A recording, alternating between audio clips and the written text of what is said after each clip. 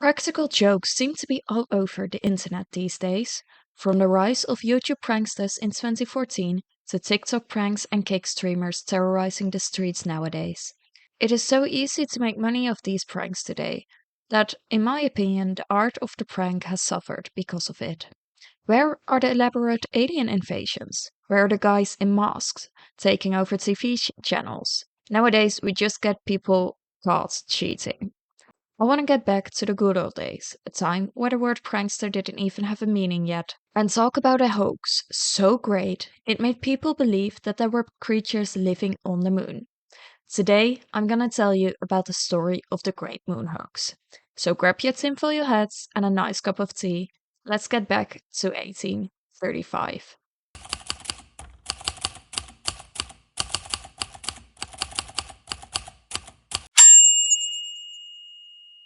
18th and 19th century was an amazing time for astronomy. A lot of people had picked it up as a hobby because of its popularity and the huge advantages telescopes had made. This was a time of constant new discoveries and better descriptions and understanding of the planets. In 1781, Neptune was discovered by William Herschel. This was seen as a huge deal. This was the first planet that was discovered that you aren't able to see with your naked eye.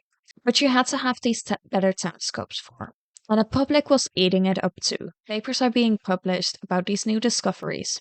Astronomers like William Herschel and Giuseppe Piazzi, who discovered Ceres, becoming well known and respected in the community. This is the world our story is taking place in. A world where there is so much being discovered in space, yet still so much to be discovered. A world where people are being excited about this space exploration, very much like we still are today. It wasn't too unusual when on August 25, 1835, an article was published in the New York Sun called Great Astronomical Discoveries Lately Made by Sir John Herschel, LLD, FRS, at the Cape of Good Hope.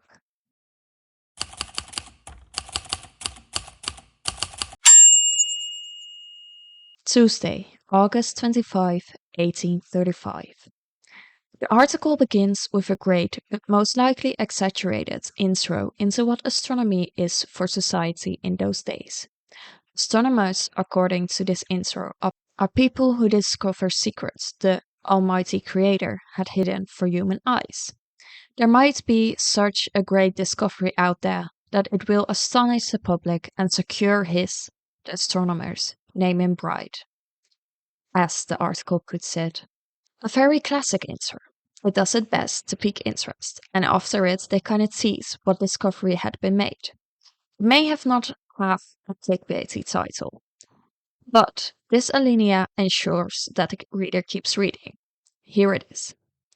To render our enthusiasm intelligible, we will state at once that by means of a telescope of vast dimensions and an entire new principle, the younger Herschel, at his observatory in the southern hemisphere, has already made the most extraordinary discoveries in every planet of our solar system, has discovered planet in other solar systems, has obtained a distant view of objects in the moon, fully equal of that which the naked eye commands of terrestrial objects at the distance of 100 yards, has firmly settled the question whether this satellite be inhabited, and by what order of things, has firmly established a new theory of cometary phenomena, and has solved or corrected nearly every leading problem of mathematical astronomy.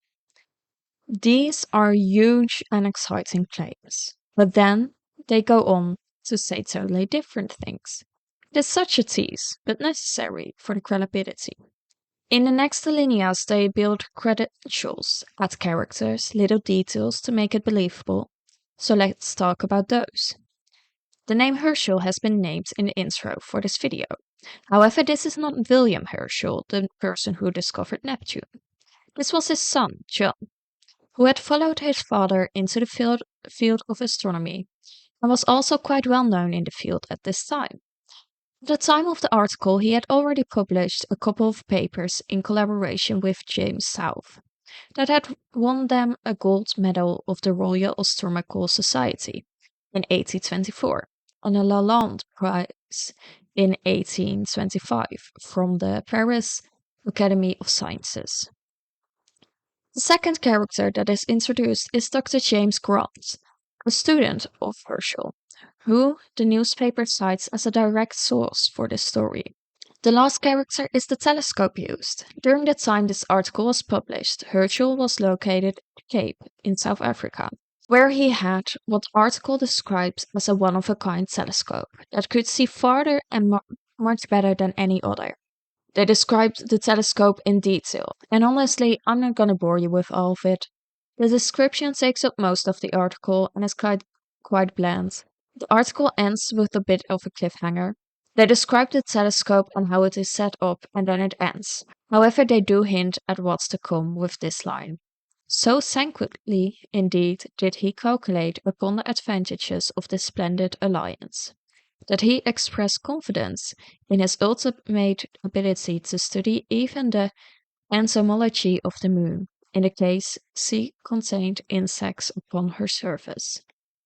This article was clearly used to build credibility, citing a direct source, using well-known and respected names, and building confidence in the tools used.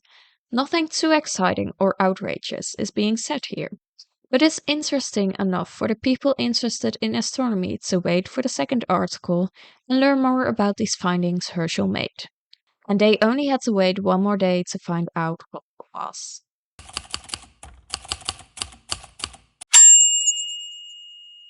The second article starts with an explanation of what John was doing in the Cape of Good Hope.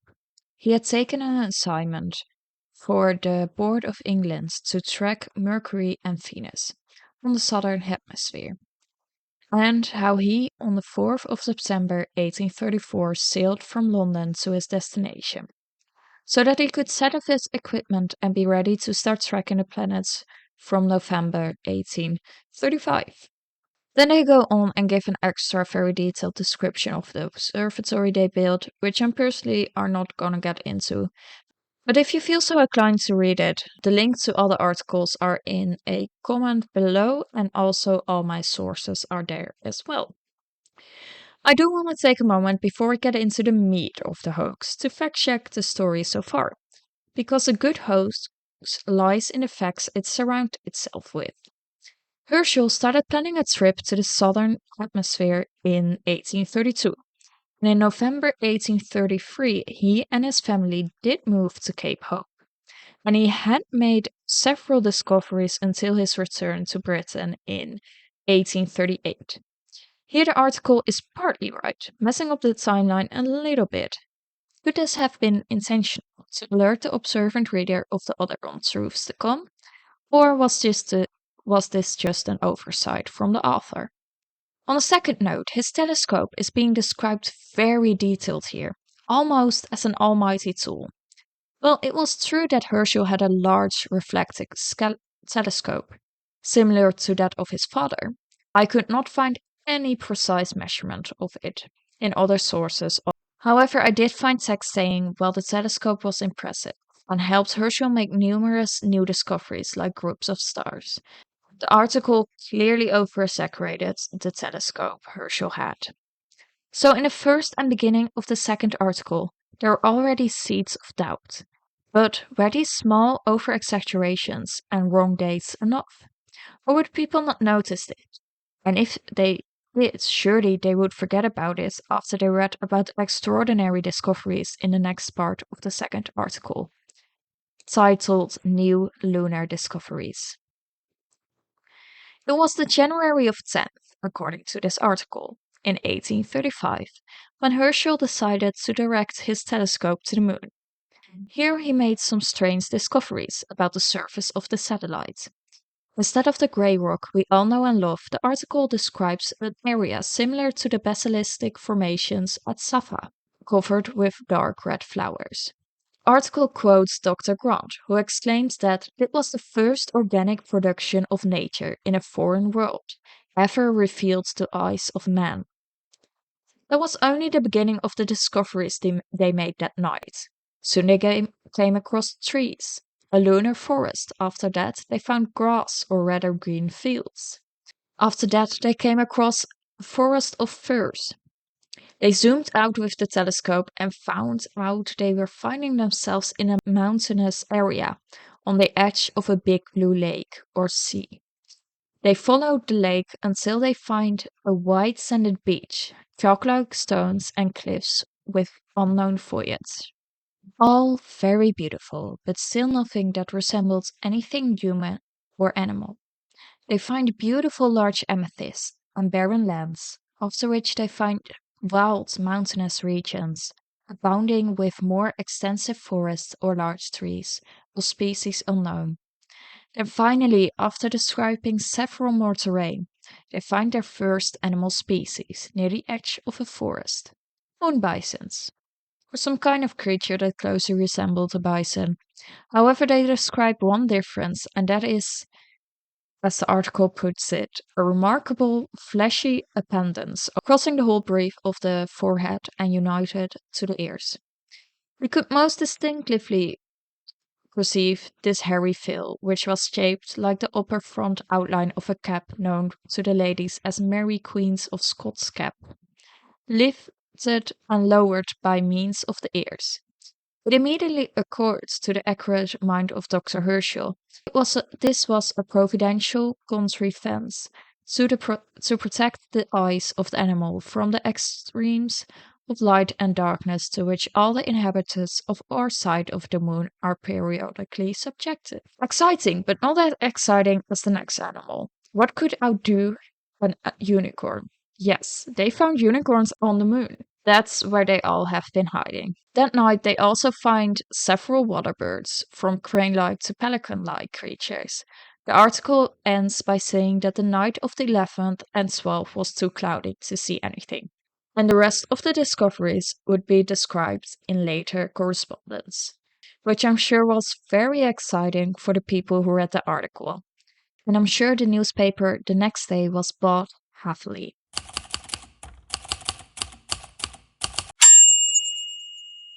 The third article starts with another exploration of the moonscape. This time it describes mountains, volcanoes, including lava and ashes, and interestingly, craters of burnt out volcanoes that kind of look like the craters you can see with the naked eye on the moon. After this, the fact that the moon has a beautiful array of flora and fauna becomes clear. The article says Dr. Herschel has classified not less than 38 species of forest trees, and nearly twice this number of plants found in this tract alone, which are widely different from those found in more equatorial latitudes. Of animals, he classified 9 species of mammals and 5 of ovipara. Among the former is a small kind of reindeer, the elk, the moose, the horned bear, and the biped beaver. The last creature could be seen as the first humanoid they encounter, described as carrying their young like humans and living in huts with chimneys that emit smoke. After this piece of land, the men discover a region that is only barren and seems inhabitable, except for one stork-like creature. After that, though, is a hill land filled with crystals and palm trees and miniature zebras. The article ends with their last exploration of the night, a beach with countless of shellfish and beautiful rocks.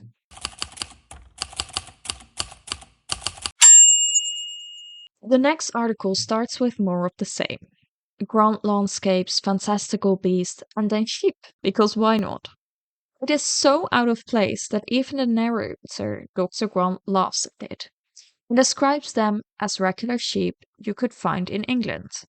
You can see that the writer starts to be a bit less serious about everything here. After this little joke, however, things become very serious, and they make the biggest discovery yet. Let's do a little quiz. What do you think the men have found? A. A pink blob with 2 dots as eyes and a thin black line as mouth. B. A river made of gold. C. Angels, or D. Dragons. Put in your bets now before time runs out. Congratulations if you picked C. You win this gold star. Technically, they did not find angels. Angels looked like this. They found more like grown up cherubs, basically people with wings. In hindsight, more like apes with wings. They were smaller than the average human, at 4 feet, fully covered in orange hair except for their face, which looks like, and I quote, a slight improvement upon that of the large orangutan. The men observe these creatures in conversation, and they seem like compassionate creatures. They dub them Vespertilio Homo, or man-bat. Curiously, in this article, the son omits something that Dr. Grant had asked him to, a passage that would later appear, according to the son, in Dr. Herschel's own work, and as the author later claims in the outro of this article, would be too unbelievable anyway for readers who didn't understand the strength of the telescope of Herschel. Then this is written, but so will nearly all of those which he has kindly permitted us to publish. And it was for this reason we considered explicit description which we have given of the telescope so important and premillenary. I personally think this section is way more interesting than the discovery of the man bats, because this is a classic tactic used in conspiracy theories. You don't believe us? Then you just must not understand what we're talking about. Then you must just be too stupid. Just another reason that makes this hoax a great one. The author truly understood what it took for people to believe a story.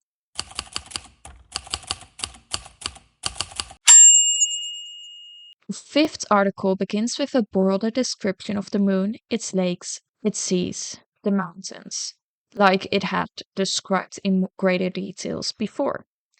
The article zooms then into another valley Dr. Herschel and his colleagues explore. The first discovery they make is a temple made of blue stone, and the roof was made of yellow metal. The roof was held up by pillars, but there was nothing in it, no creatures, no altars, no seats. They discovered two more of these buildings, but didn't find any inhabitants in this valley. The article ends with the ominous question of where the builders had gone, and what had happened to them. Not much else is discovered, and it's mostly a recap plus one little new discovery. So let's move on to the last article. No paper on Sunday. Some things just never change. Well, technically, this newspaper doesn't publish any day now. But anywho, we arrived at the last article. So let's dive into it right away, because this one is a doozy. The article starts off where we left the other, with the men finding the inhabitants of the temple. It's the same man-bat kind of creature. However, there are a few differences, which I will quote directly from the article. We found that nearly all the individuals in these groups were of larger stature than the former species, less dark in color, and in every respect an improved variety of race. Now, you will find articles proclaiming that this is a parallel of the racism that is going on Earth, and mirrors a sentiment quite some people had at the time. Some even go as far as to call the author racist. We'll be talking about the author and his reasons for writing the articles in a later chapter. I do think it's not far of a stretch to say that this mirrors the racist views of the time. Whether this was the view of the author as well will be more nuanced when we start learning about him. His creatures are described as having a feast or a banquet. They share food, talk, and there seems to be some kind of hierarchy going on, with one creature being listened to. They are seen gathering fruit, flying, bathing, and socializing. In this valley, a couple of other creatures are found as well, and the narrator mentions how they are all peaceful. There seems to be no carnivores or predators on the satellite. This is where their discoveries end for the night, and the three men go to bed in a home close by the observatory, only to be woken up by screams because of a fire. The observatory was damaged and it took a whole week to be fixed, meaning that they couldn't further their discoveries in that time, and when it could be used again, the moon wasn't visible in the night sky. So they observed Saturn instead. And the article talks about the planet a little bit, which isn't that interesting for this story, honestly. And with the new moon, they start up their lunar explorations again.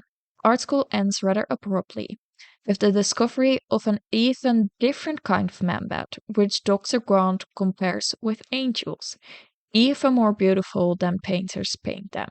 So I guess these are the grown-up cherubs we were all looking for, with culture and art and just, the perfect society, I guess.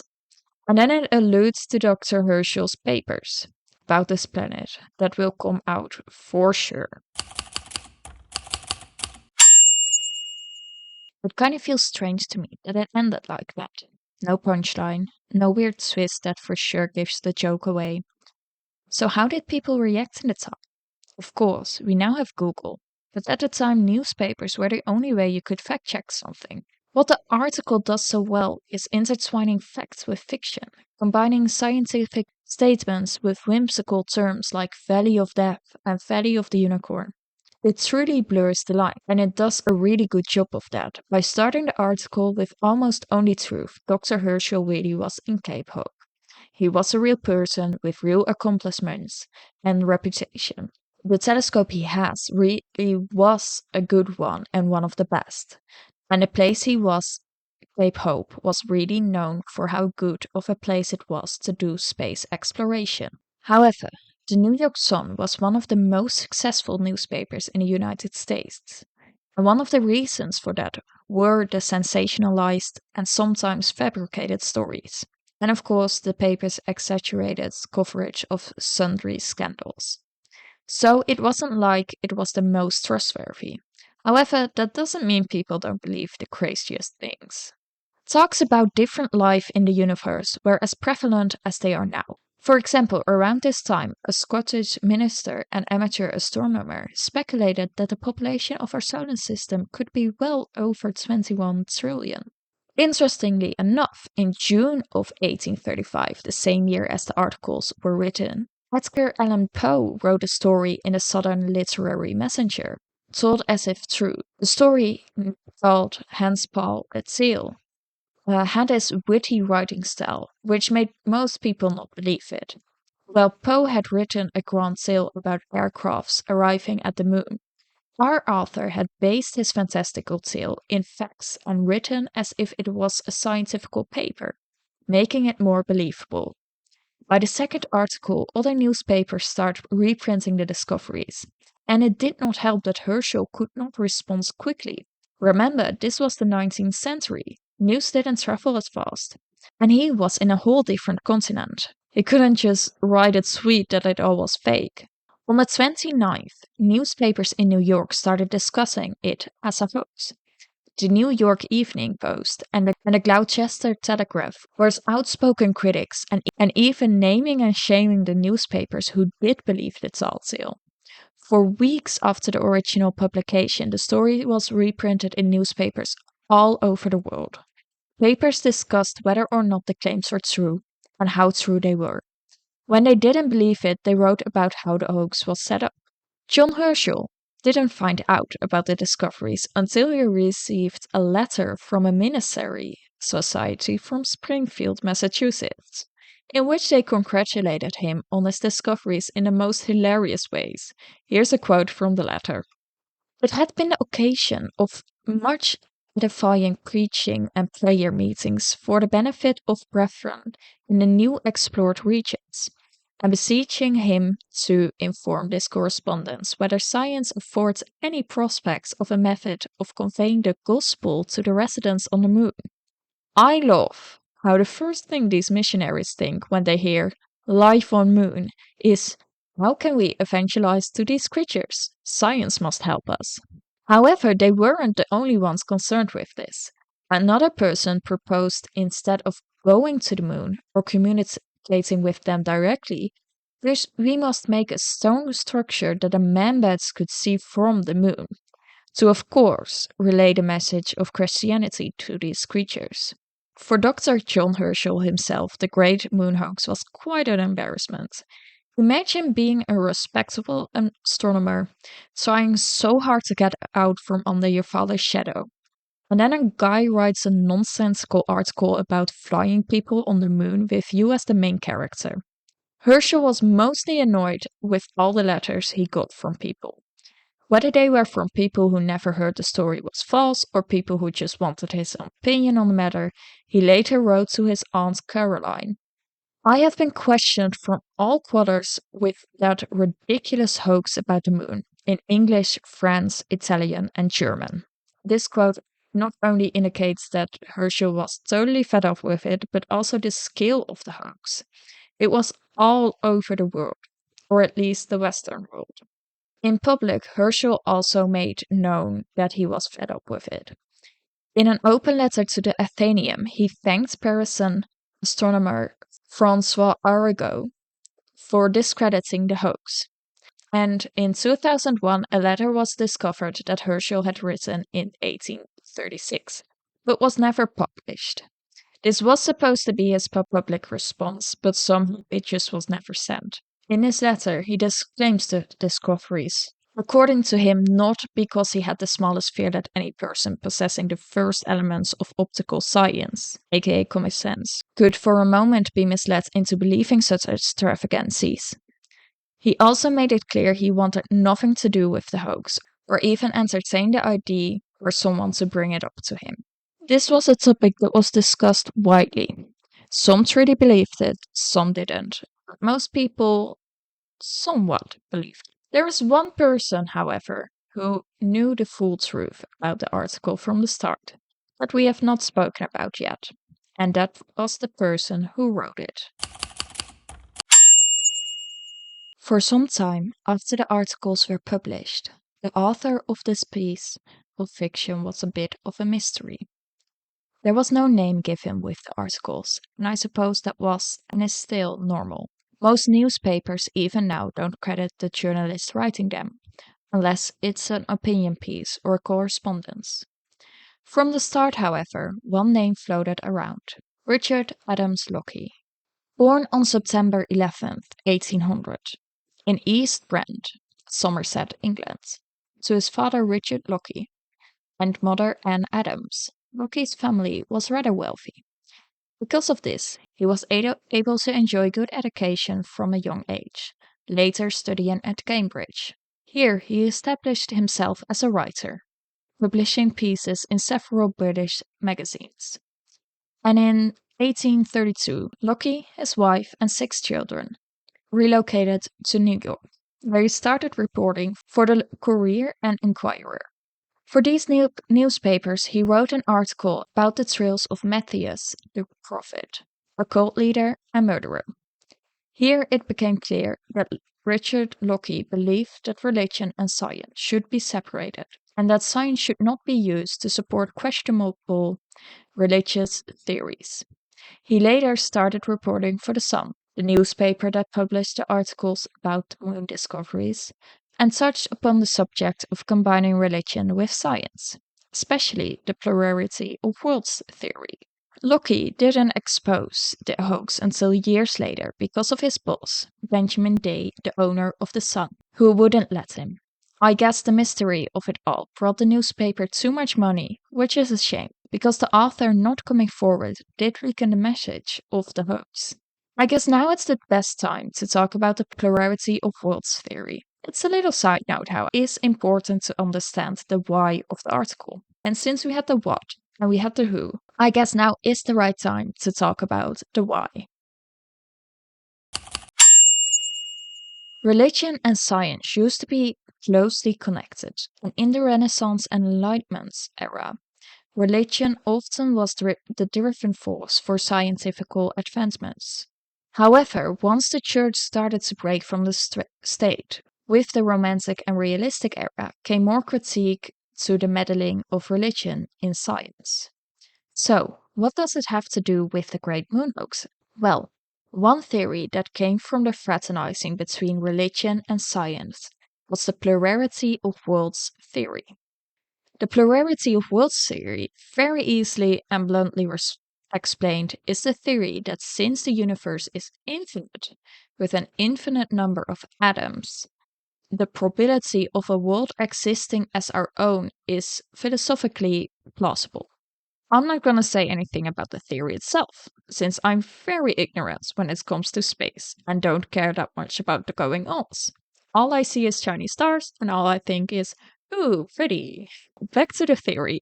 On its own, it doesn't have to do anything with religion, or in this case, Christianity, at all.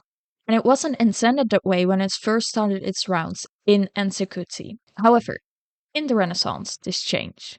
The theory changed to that since God made everything perfectly. Therefore, all planets are perfectly. Therefore, all planets and satellites could contain life, including the sun and the moon. Interestingly, Herschel's father, William Herschel, even believed in this theory, going as far as to theorize a species that would live on the sun, although he later dismissed this theory. One person who preached this theory in the time the articles were published was Reverend Thomas Dick, who was coincidentally also an amateur astronomer. He developed a more Christian theology around it. Mostly he focused on the moon. He preached about the moon and that it has an atmosphere, volcanic activity, tropical plants, and was capable of supporting life. That sounds familiar, doesn't it?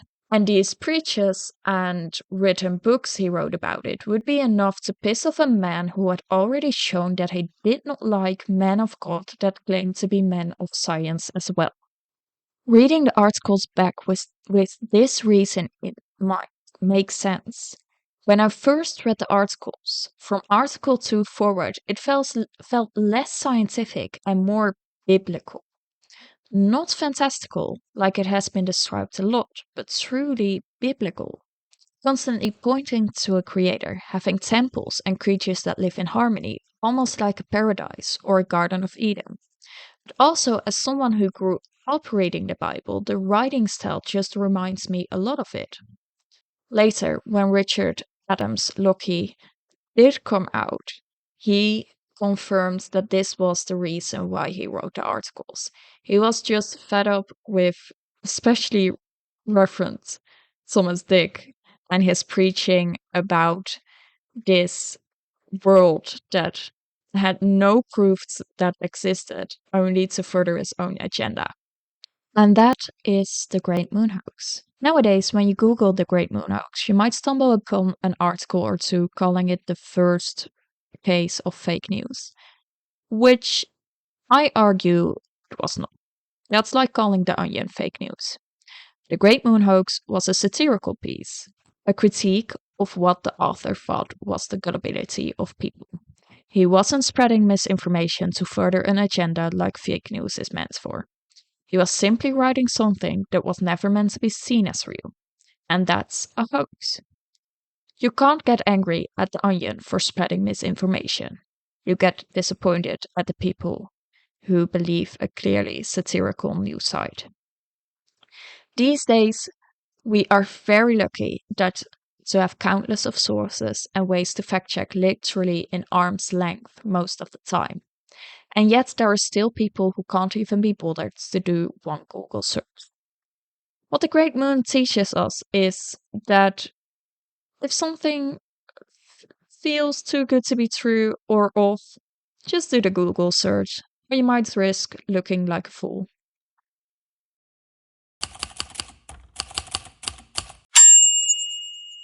Oh, how I love the Great Moon Hoax, and how I love you for sticking with me to the end of this video. This one was really fun to research. I had known about the hoax for a while, but most of the sites either just have a short explanation of the hoax or just have backstory and the meaning of it. Which was also why I wanted to make a full video about the hoax itself, but also about the why it was written and how it came to be. It's always fun to me when old cases like these show how humanity doesn't really change. People still believe the craziest things, when just one Google search can be proven the opposite. While writing this script, I was reminded of that one story of a furniture store selling kits, the Wayfair trafficking scandal. So many people I followed in Instagram shared stories about it and warning people. And all I could think was, this isn't even true. It's just one Google search and you'll see it. And then people get somehow angry at you for telling them that it's a false conspiracy. I don't know. I guess I'm just a skeptical bastard, and that's my problem. I'm just paranoid and a pessimist, and I don't believe anyone. And, I'm kind of happy about that. Anyway, I really hope you enjoyed this video just as much as I enjoyed researching it. If you did, tell me in the comments, leave me a like, and maybe subscribe. I don't know. If you did, tell me in the comments what was your favorite discovery of the moon. I'll upload something like a bigger piece again in like a month or so. In between, I'll do like one or two shorter videos. I don't know if the next one is gonna be as long as this. Um, I already have a few ideas and I don't know yet how much I can research about it. I'm thinking maybe the Wayfair situation is very interesting, but also a cult was discussed in this video and I need to know more. But before I'll do any of that, I'm gonna enjoy a nice vacation. I'll be back from it when I upload this video. Actually, I'm already back from it since I'm doing the voiceover right now. And I really had a nice vacation. Yeah. I finished this script. I finished two more scripts for shorter videos. So anyway, if you go on vacation this year, I hope you have a good vacation and nice weather and goodbye.